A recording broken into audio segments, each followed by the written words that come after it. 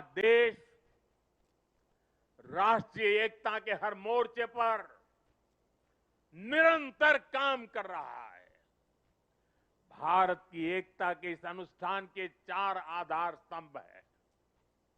एकता का पहला स्तंभ है सांस्कृतिक एकता।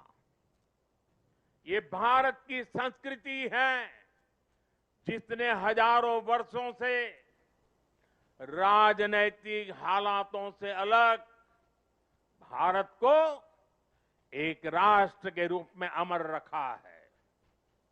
हमारे 12 ज्योतिर्लिंग, 7 पुरियां, 4 धाम, 50 से अधिक शक्तिपीठ, तीर्थ यात्राओं की परंपरा, ये वो प्राण ऊर्जा है जो भारत को एक चैतन्य राष्ट्र बनाती है। इसी परंपरा को आज हम सौराष्ट्र तमिल संगमम और काशी तमिल संगमम जैसे आयोजनों के जरिए आगे बढ़ा रहे हैं। हम अंतर्राष्ट्रीय योग दिवस के जरिए भारत के महान योग विज्ञान को नई पहचान दिला रहे हैं। हमारा योग आज लोगों को जोड़ने का माध्यम बन रहा है। साथियों, हमारी एकता का दूसरा स्तंभ है भाषाई एकता।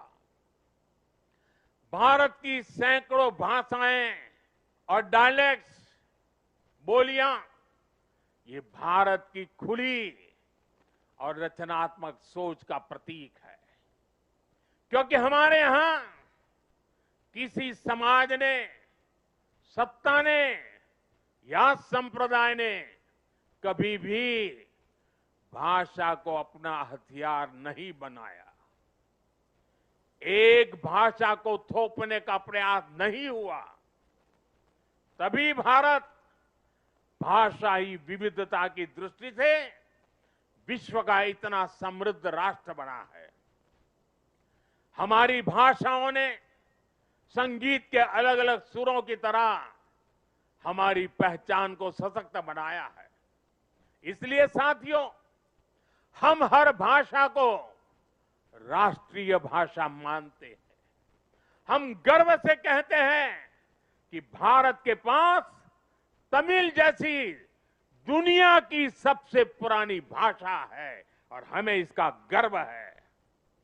हमारे पास संस्कृत जैसी ज्ञान की धरोहर है।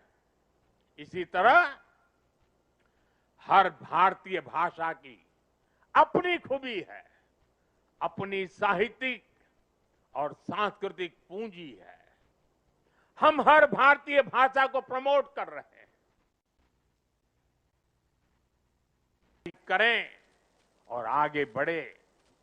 भारत के लोग देश की दूसरी भाषाओं को भी जानें, उनसे सीखें। भाषाएं हमारी एकता की सूत्रधार बने। और ये एक दिन का काम नहीं है, ये निरंतर चलने वाला काम है, जिसकी जिम्मेदारी हम सबको मिलकर के उठानी है। साथियों, हमारी एकता का तीसरा स्तंभ है भेदभाव मुक्त विकास। क्योंकि गरीबी और भेदभाव ही सामाजिक ताने बाने की सबसे बड़ी कमजोरी होते हैं। देश के दुश्मनों ने हमेशा इन कमजोरियों का इस्तेमाल किया है।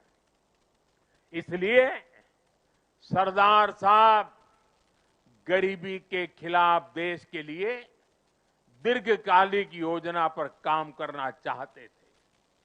सरदार पटेल ने एक बार कहा था कि अगर भारत को आजादी 1947 के बजाय उससे भी 10 साल पहले मिल गई होती तो भारत 1947 तक भारत खाद्यान्न की कमी के संकट से मुक्त हो चुका होता।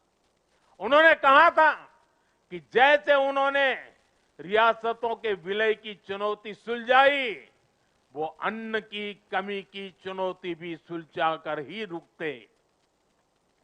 ये थी सरदार साहब की इच्छा शक्ति। बड़ी से बड़ी चुनौती से निपटने के लिए हमें यही इच्छा शक्ति दिखानी होती है। और मुझे गर्व है कि हमारी सरकार सरदार साहब के इन अधूरे संकल्प को भी पूरा करने में लगी है। बीते एक दशक में हमने 25 करोड़ देशवासियों को गरीबी से बाहर निकाला है। आज करोड़ों गरीबों को घर मिल रहा है, घर घर साफ पानी पहुंच रहा है, मुफ्त इलाज की सुविधा मिल रही है। यानी हर नागरिक के लिए गरिमापूर्ण जीवन, ये आज देश का मिशन भी है और विजन भी है। भेदभाव और भ्रष्टाचार मुक्त ये नीतियां आज राष्ट्रीय एकता को मजबूत बना रही है। साथियों, राष्ट्रीय एकता का चौथा स्तंभ है कनेक्टिविटी से दिलों का कनेक्शन। आज देश में रिकॉर्ड हाईवेज और एक्सप्रेसवेज बन रहे हैं। वंदे भारत और नमो भारत जैसी ट्रेनें भारतीय रेल को ट्रांसफॉर्म कर रही है। छोटे शहर भी अब एयरपोर्ट की सुविधा से जुड़ रहे हैं। इस आधुनिक इंफ्रास्ट्रक्चर से भारत को लेकर दुनिया का नजरिया ही पूरी तरह बदल रहा है। इसने उत्तर से दक्षिण, पूरब से पश्चिम देश की दूरियों को भी कम किया है। आज लोग आसानी से दूसरे राज्यों में पर्यटन के लिए जा रहे हैं, व्यापार के लिए जा रहे हैं।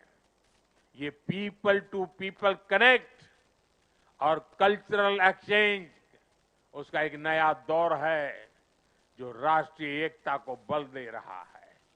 और डिजिटल रिवॉल्यूशन जो हुआ है, उसने इस एकता को नई मजबूती देने का अवसर भी दिया है। आज डिजिटल कनेक्टिविटी का भी दिलों की कनेक्टिविटी में एक नया मार्ग प्रशस्त हो रहा है।